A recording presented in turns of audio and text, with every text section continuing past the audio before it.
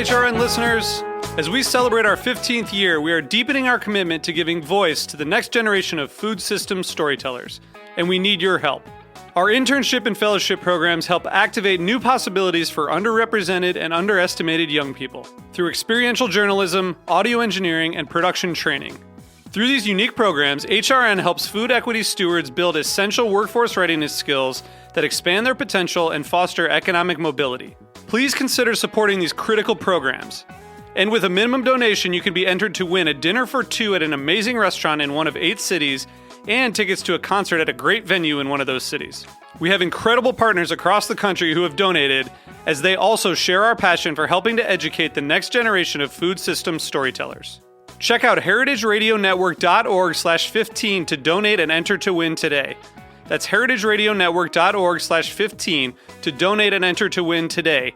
And make sure you donate before March 31st. Thank you.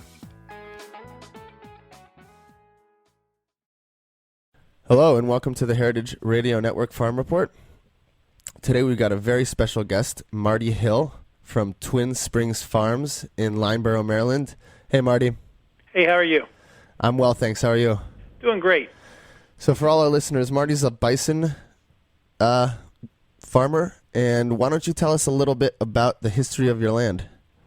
Okay. We started back at the farm in 1990, I believe it was 1996, and always wanted to be involved with farming, but wanted to do something a little different, and started out back then with roughly 7 head of bison, which has over time grown to 127 at current, and started out with just a home farm of 140 acres, which has now grown to we need to farm a lot of ground to provide our own feed for those animals, so we farm a little shy of 700 acres to support all that. And so bison are generally associated with the Midwest, with like Wyoming. Is it how do you deal with raising bison in Maryland?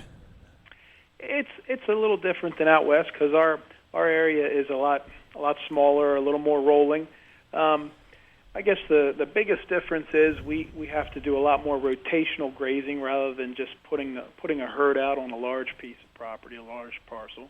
And also too, we, like I was saying, where we grow crops of corn and oats and soybeans of our own, and we supplement so that they aren't just on hay and grasses. That way helps keep things moving along, since we don't have the vast expanse of land they do out west. And so bison aren't native to the Maryland area, right? Needless to say? No, not necessarily. Okay, so what made you choose Maryland? Well, that's where I've been born and raised. And believe it or not, there are several other farms in the close proximity of us. And bison, they're a really interesting animal, and just thought, niche farming is the way to go, rather than just the mainstream beef or hog production or something of the sort. And so bison is highly underconsumed in the United States. Can you explain to me how easy it is for you to get your product onto the consumer's plate? Well, we for us, we have a market on the farm. We've taken one of the old corn barns, and turned that into a full-fledged market with all the, just like Safeway, all the glass door freezers, and everything's available, all the different cuts. And then also too, we try to work with the internet, but we also too go to a lot of shows, a lot of festivals, and get the word out that way. What kind of festivals? Well, we go to a lot of wine festivals. They're a lot of fun. Mm-hmm. But we also go to a lot of farmers-type markets that kind of bring our type of product, as well as other producers of more rural-type locations, into city areas, like we're in Annapolis and places like that. And then the other festivals we go to are we've worked with some of the Native American type festivals, kind of like powwows, which that's pretty interesting, and it really does go along with the bison. And there's Sure. other stuff like what they call the Fairy Festival. That's local to us, that's pretty interesting to go to too. So about how many pounds does a full-grown bison weigh before they go to slaughter? Well, actually, a bison, it takes 5 years for a bison to reach maturity to full growth.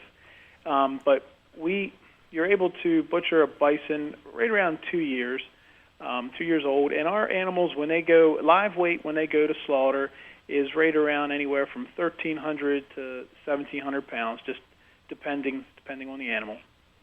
And do you use all the cuts? Like, how do you promote the use of off-cuts? Well, we actually utilize everything, even the organ meat. Starting with the organ meat, there being in Limeboro, which is in Pennsylvania Dutch type country, that's a common eaten part of it, all the animals in the area. So that's not too hard to move along. And then also too, all the we don't have as much as in beef production. You have a lot of trim because you have more fat and the like to trim away. So we're able to utilize pretty much all of ours in the average cuts, your steaks, your cubes, your roasts, and that type of thing. And then what little bit we have is trim. We actually will take full animals and grind those for burger because an animal doesn't produce enough of the number 2 grade material to grind into burger. That's why most people find, I think, bison burger is such a better tasting and I certainly do. Yeah, than beef. So tell me, why is it that when I go to a restaurant and I see a bison burger on the menu, it's so much more expensive than a beef burger? Well, first off, bison aren't in the mass production mode like beef is. What they kill in a day in the United States for beef is what it takes several months to kill in production for the bison. So it's supply and demand is, I guess, step one, and secondly, beef you can produce and get to market a lot quicker than 2 years, whereas bison, because of the growth pattern, you've got the carry of that animal for 2 years. So you definitely have more expense, and also on top of that, I guess I'm biased, but I'm a firm believer that it's a better product, so it should be worth a little bit more for the value you're getting out of that. I agree. I think it tastes better. Yes, definitely does, and I tell you, bison you never have a tough piece of bison unless you don't pay attention to cooking it, in my opinion. Mm-hmm. So can you recommend some one preparation and a wine pairing for like an off cut of your bison? I tell you let's see. We what I like to do at home when we have some guests over is we do one of three things. We either will do any one of our roast. We'll do a slow cook, and if you go to our website or if you go on to National Bison Association or Eastern Bison, they have plenty of recipes there. But Okay. we'll do a slow cooked roast with with the potatoes and the different carrots and onions and whatnot, and that a red wine goes great with that. And it's one of those kind of meals where you can kind of you slice off and you go, but you can then kind of pick at it and continue to chat and have a good time while you're eating, because I'm never one to just eat one plate. But then also too, another good thing is the cubes, because you can do some really really good skewers and kebabs on the grill. Mm-hmm. And in that case too, you can also, I'm more of a beer drinker, so you could always add to that for the barbecue. And the other thing too, we really like to do is the bison chili, because without having that fat, it has such a better flavor than the standard chili. So tell me a little bit about some horror stories that you've had raising these buffalo. Michelle tells me that you've been gored by one. Yes, and I have to be honest, that was my fault. It's been 5 years now, but we have a pasture that once cows calve, we will put them in, and we used all of the way our farm got its name, Twin Springs, is we have all natural water sources of 2 springs that feed everything, and including all the water is for the animals. And we have one pasture that's set up with a watering area that's a little lower so the calves can water. And every now and then some roughhousing will happen and a calf will get bumped in, and you would have to go in and help it out. And I went to do that, but I made the mistake of getting in, and it was a cow that had been what we call a bottle calf. So she was not scared of me, and she didn't run away, and I got too close, and she was protecting the young. She got me, and I tell you, they talk about being stampeded or trampled by an animal. Those horns are for a purpose, and they know how to use them if they need to. And she hooked my knee and my calf calf of my leg, and sent me for a helicopter ride to the shock trauma. And really, so this was near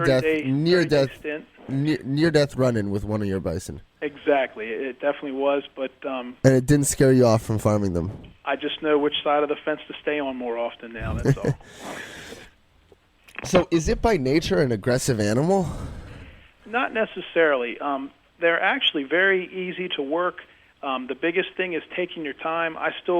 We move them from pasture to pasture since we rotate through the different pastures with the different groups of the animals, and it's basically just keeping them in front of you. Don't let them get behind you. And the only time they'll get aggressive is when they have calves. The cows will get. But that's any animal. A mother's going to protect her young, and the bulls can get a little feisty. Once they reach 5 years, we usually the breed bulls we usually retire them because they at 5 years they start feeling their oats pretty well and they get a little bossy. And we've had a few snap some fence posts in here and whatnot, but haven't had to chase many around the countryside. Huh. So the bison is a highly social animal, right? Excuse me? The bison is a highly social animal, right? For the most part, very inquisitive. When people were there visiting, they're always wanting to see who's at the fence, and anything new in a pasture, those animals are right up trying to figure, hey, who is this? What is this? What's it going to do? Interesting. What about your farm, if anything, keeps you up at night? I tell you, I guess the one concern I've always had is, since bison are something that aren't the norm, especially for Maryland, in the evenings, and we've had this happen, we've had some people take some potluck shots at some animals. So, like shooting them? Excuse me? Shooting them? Yes. Why? I don't know. That's, I guess, some people's human nature, but that's crazy. That fear. Yeah, or somebody, since we're so close to some major arteries of roadways, if somebody were to go through a fence, I'd hate to have to go chase 127 bison around Carroll County. So, oh my God, how close are you to a road? We're right against some. We're very rural, but we have one main artery that comes right through the middle of the farm. It's a highly traveled road. Wow. So, tell me a little bit about the maximum size for your operation. How big do you think this bison farm can get? Well, this bison ranch, it's ranch or a farm? We consider it still a farm because we're not just producing the bison. We're also grain farmers, but we've acquired the adjacent property, which is another 168 acres. So we really would like to see it grow to be at least double the herd size of what we are now, and we've been working with some of the government agencies who are helping us to kind of see what we can do to maximize on the smaller area which we have to work with here on the East Coast compared to out west, and looking at like the rotational grazing and some high use type areas for feeding, so that we don't ruin the grass areas, which can happen when you get that many animals and can't keep them. If we have a drought or something, you can't keep them rotated around quick enough. Sure. Now, so while we're on the topic of government intervention, if there was one farm issue that you could write into law, what do you think that would be? One farm issue, you say? Yeah. Right now, I'm not sure. I know one item that has always been of particular interest to people raising bison has been USDA inspection. And we USDA inspect our animals when we do our butchering processes, but since it's not required, we then have to pay for that service. Whereas if you look at the other industries where it's required, other animals that are going through, then you don't have that expense. And some people in the bison industry are like, that's the way to go, which I think it is, because it mandates everyone, keeps everything safe, but yet there's others that would rather not have intervention. So that'll always be a toss-up, I think, for quite some time till somebody finally leans one way or the other. So do you think that there's any way to popularize the bison more in America? I mean, what kind of steps can be taken? What kind of measures can be taken to increase the consumption of the average American per year of bison meat? Well, I think first we need the bison, the herds out there, the actual head count in the United States needs to grow at a faster pace than what it has been, which we're tickled with the pace it's been growing at, because it steadily grows yearly. But we need the supply in order to continue to push for more consumption. And I think also with having more out there, that'll make the price even more attractive. It's never going to be cheaper than beef. We're not out there to compete and try to play price wars, but we need to increase the volume that we can provide to the customer, because I know we've had several restaurants that are more not necessarily national but local, like chains, and the problem we have is if we were just to take on their accounts, it would wipe us out, because they run specials on certain cuts, and it's a high volume, but that's a good thing, too, because it says people are very interested. Certainly. Who are some of these top buyers that you distribute your bison through?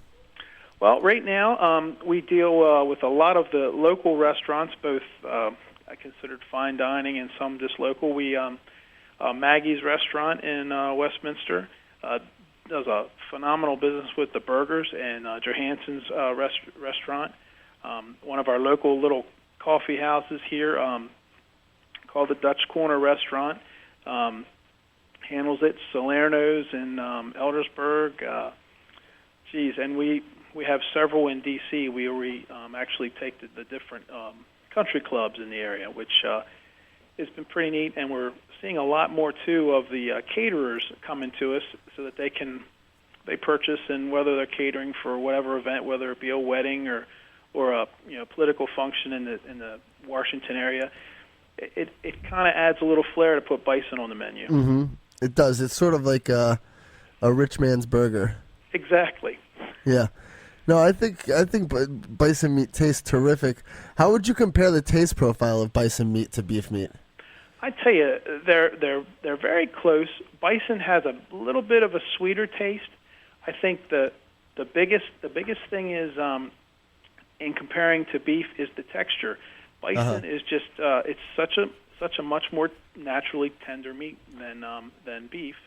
And again, I have to stress, the only time you'll really see a difference in taste is if you cook it too long. And the reason, I'm not saying you have to be one of those people that likes your meat very rare. It's just that without having the fat content and all the other miscellaneous that the commercially produced beef does, bison cooks a lot quicker and a lot more efficiently than beef does. Okay. Well, we're running out of time here, so we'd like to thank you for taking the time to join us on the Farm Report. Well, I appreciate the opportunity. And I'm sure that we'll have you on many more times to come. Sounds great. Look forward to it. All right, Marty. Best of luck with your venture. Oh, thank you. Take care. And we'd like to thank Hearst Ranch for sponsoring our show. Hello, and welcome to the Heritage Radio Network. This is our second segment on the Farm Report today, and we have a very special pair of guests, John and Dorothy Priske, and they farm Fountain Prairie Highland beef in Wisconsin. John and Dorothy, how are you? Say hi to our listeners. We're doing great today. Thanks, Lorenzo. Hey, Yes. John. Hello, Lorenzo. So basically here at the Farm Report, we think of ourselves as keepers of the oral history of American farmers. So why don't you just give us an idea about the history of your land and tell us a little bit about how you became connected with it? Well, traditionally, our farm was a tall grass prairie. I'm talking about the 1850s, before settlers came. It then went through a period of conventional row crop farming, and then we got our hands on it. and we are now a grass-based farming system, and we've also restored a tall grass prairie and a wetland area. How did you restore them? Well, we plugged some ditches and we dug some shallow ponds for the wetland area.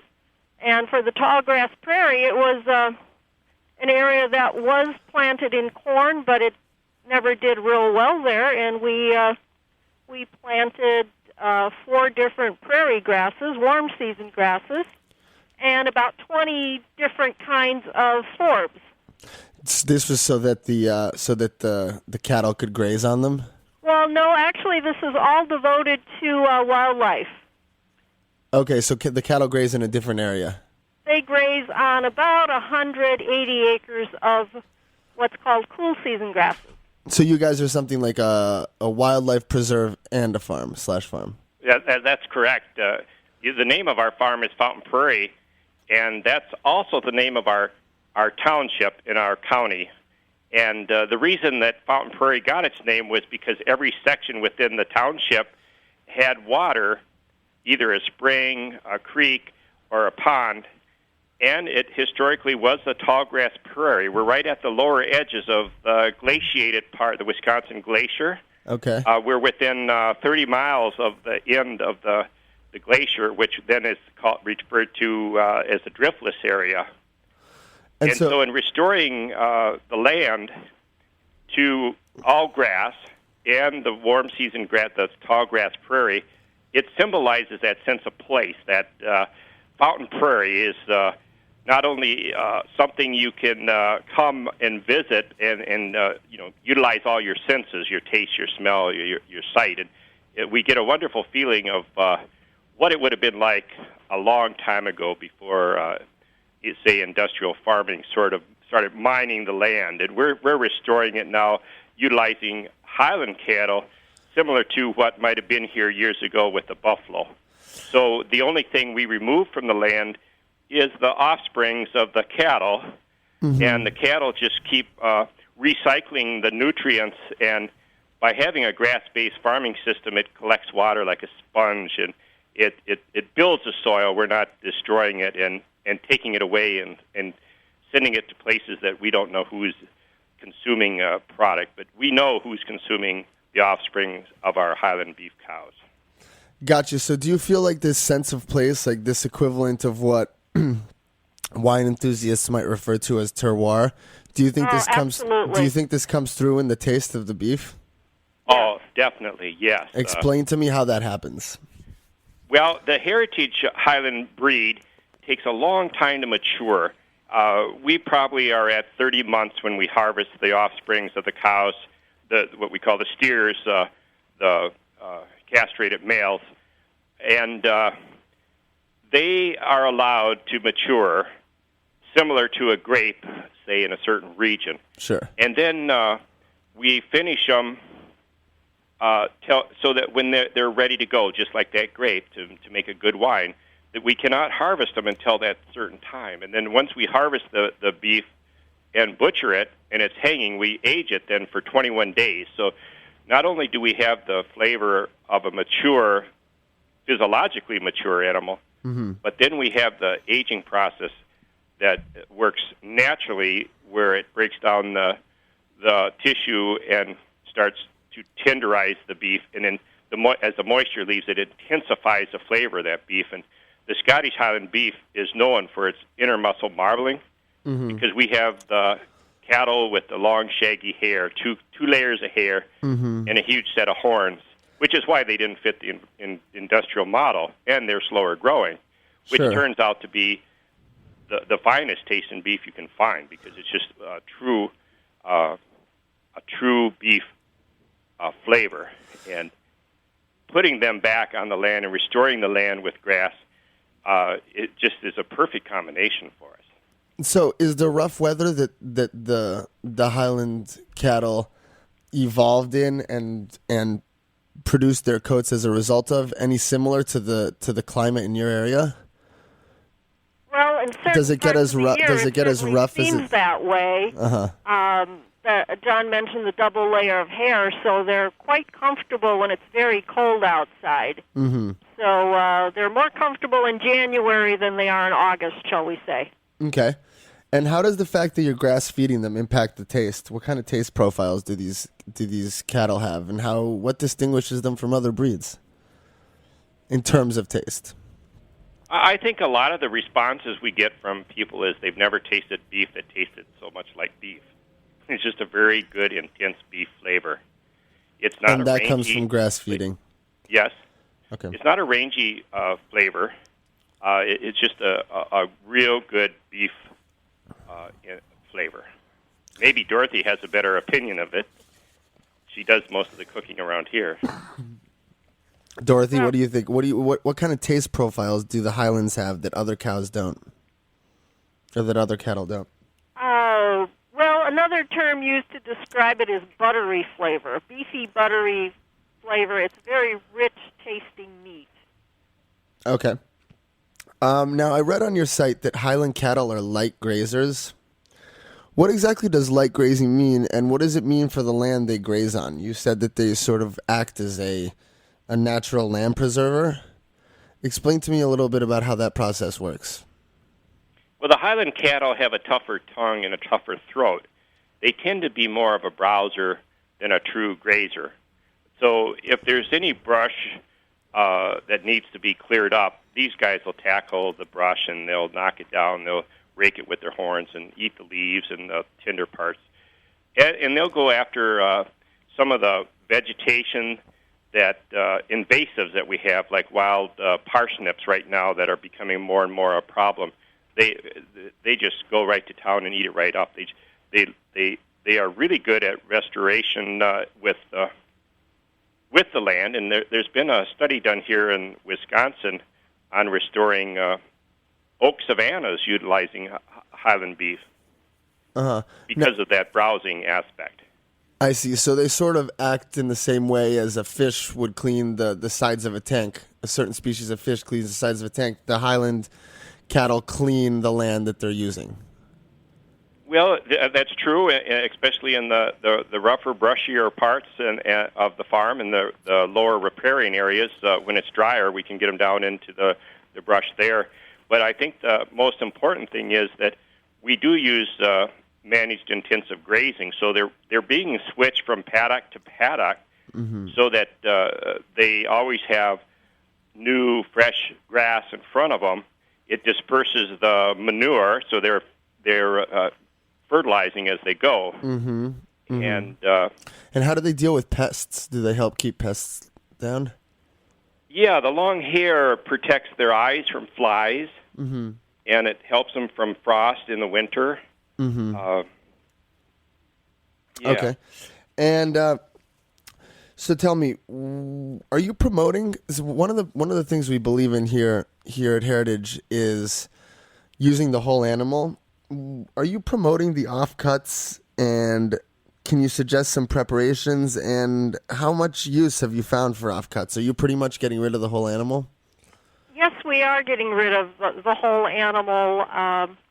We've had pretty good success marketing pretty much head to tail.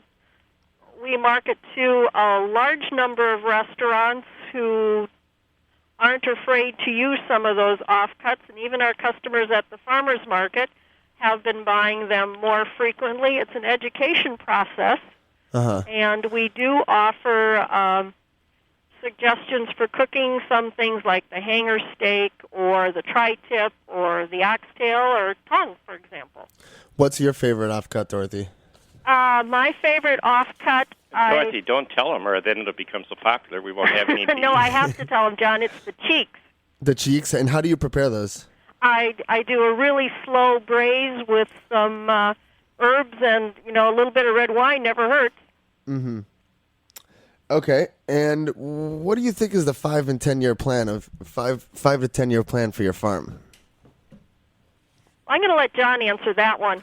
Well, I think that Fountain Prairie has grown to a point right now where we have become very well known and have a great reputation in our area, and we're looking at what we call the the star system, which means it has 5 points.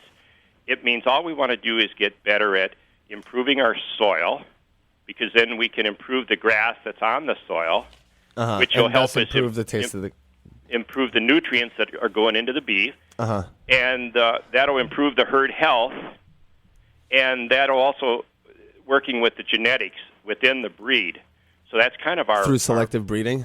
Yeah, yep. We've now identified some genetics within the breed that are doing extremely well on forage, and also the amount of intermuscle marbling varies within the genetic makeup of the Highland beef. So we've now identified those traits, and we're actively pursuing bringing in more of those genetics. And I think at this time that Dorothy and I are pretty well set for the sires and the dams to make this all happen. Now it's just a matter of waiting and seeing how our ideas pan out. So wait, so you pick members from within your breed, or you pick members from within your herd, and then you breed those? Right, exactly. And how have you gotten attuned to being able to tell exactly what traits, just by looking at a cow, would make it a strong candidate for selective breeding? Well, Dorothy and I have been direct marketing the meat now for over 7 years. We butcher beef every week. Every week I handle cattle as they're being slaughtered. Every week we handle the meat that was taken in 3 weeks prior. So by weighing the animals, we get a good idea of their rate of gain and how they're doing at different stages of their life. And then we are so hands-on, we get to see the beef as soon as it's hung on the rail, and we get to look at the cover, we get to look at basically the inside of the beef. And we know... And you know what our animals, we know who the parents were of a particular animal. So we're able to tell which bull, for example, is doing a better job for us. Sure. And the Scottish Highland Association has one of the oldest record-keeping systems for the pedigrees. So we can track back most of our registered animals way back into Scotland. It's pretty amazing how far back the pedigrees go. Wow. Well, I've been in the Scottish Highlands, and these cattle match that terrain and match that feel so well. Right. Is it really damp and sort of humid where you are? We're humid in the summer. In August, we get 90-degree weather, 90% humidity for a short time, and that to me is one of the toughest times of the year. Highland they will shed a lot of hair, but it still seems to be hard on them, and it's hard on other cattle as well. Mm-hmm. But because it'd be like you wearing a pretty warm coat in the middle of summer. So we provide shade areas. I know that's not something that the true grazers prefer, because once you put them under trees, they tend to defecate there and put the manure in the wrong spot. But we just feel like, hey, they've got to get under shade. So we've designed our farm so that the cattle from wherever they are can get back into shade when it gets to be the time, what I call 90 degrees with 90% humidity. Yep. And I wouldn't think our weather overall is that much different from what you experience in New York State. Right. I would say you're probably about right. And so you try to sort of help them. You sort of help protect them from the environment, but not with a heavy hand. And how do you protect them from predators? What kind of interaction with other wildlife do your animals have? Well, we usually don't have a challenge with wildlife. The Highland, one of the benefits of Highland cattle is they're good mothers, and what that means is that if there is a four-legged creature around, they have protect. Horns, and they know how to use them. Sure. And our dog in particular, who loves to go out with us, he's not a cow dog. And he learned his lesson right away that you don't mess with a Highland cow. Uh-huh. And have you ever learned up in the air and did a triple lux, I call it, and came back down so fast he didn't even know what happened, and I just stood there and watched. And so now he just doesn't. he chooses not. You said you gave him a 9.6 on his landing. Oh, definitely. I just stood there. I didn't know what else to do. And so, most generally, if there is a problem with an animal, this whole herd will go after it. So it's a familial species. It's a familial breed. Yes. Okay, so it's okay. Now, and it's kind of interesting too, Lorenzo. You know, if you go out there and you're doing something with one calf and it happens to make some noise, you look up, you've got a dozen cows coming over to see what you're doing. Huh. Even though, obviously, it's only one cow's baby, everyone's concerned. Okay, and so we're sort of running out of time here, but I want to ask you one more question. If you could write one farm issue into law, what would it be? What do you think about the government's interaction with your farm, and how would you like for the government to improve your farming situation? Hello? Yeah.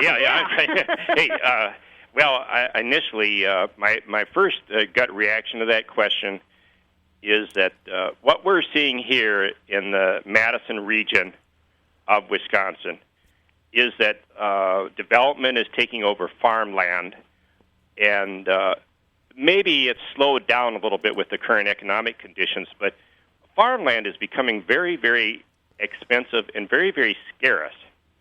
And so I think that Dorothy and I are pursuing conservation development rights on our land to protect it from development. We think that's the number one issue, that there needs to be a way for people like Dorothy and I, who are getting close to retirement age, to allow young people to be able to come in and express their desires to farm. I think every young person that wants to farm should have an opportunity to farm. Uh-huh. And so we need to provide a place for them. And one of the best ways is with the conservation development easements. It allows farmers like Dorothy and I, who are hoping to transition out, and we have a very successful business, with young people coming in, so that we would actually sell the rights of our farm, so it wouldn't be developed. That would give us our retirement income, so to speak, because farmers always live poor and die rich. Sure. So this would give us an opportunity to get some retirement money and allow those young people to come in and at a lower per acre price, or to take it over, and the land would always be available for farming. Dorothy, do you have any other thoughts? Well, it doesn't relate necessarily to new legislation, but some things that the government does do that we participate in are some conservation programs, namely the Conservation Reserve Program and the Conservation Stewardship Program, which basically pay us for some of the management things that are environmentally friendly. Right. The CSP program, the Conservation Stewardship Program, was the first green program by the USDA that rewards good farming practices for what you've done, not what you might do. And I think that we're probably one of the few farms in our entire area, because most of our area is heavy corn and soybeans. And we're kind of an island of grass and a sea of industrial farming. And that's a green program for providing water quality, air quality, soil quality, and providing room for the wildlife, all wildlife, whether it's birds or whatever might be passing through. So you guys sort of think of yourselves as stewards of the land and as stewards of this breed. Absolutely. Oh, definitely. We if we were going to write a book, I think the title of Dorothy and my book would be "The Good Farmer's Approach to Land Stewardship and Food Production," because it goes hand in hand. I know that may sound like Wendell Berry there, but I think that if we should listen to Wendell Berry. I think that they go hand in hand, and that's what makes that sense of place. That you got to have good stewardship of the land and good food production. You can taste the ethics of the farmer in the meat, basically. Yeah. Well, Our we soul, here at Heritage, the soul of the farm is within every product we sell. Well, we here at Heritage strongly endorse your product, and we want to commend you for the hard work that you're doing to maintain the ethical standards that you have and the standards of quality that you have for your beef. And we look forward to having you on many more times. Well, thank you very much, Lorenzo. Thanks so much for joining us. And thank Heritage Food for all the great work it does. We sure appreciate it out here on the farm. And thanks to our sponsors, the Hearst Ranch, for helping us make this program possible.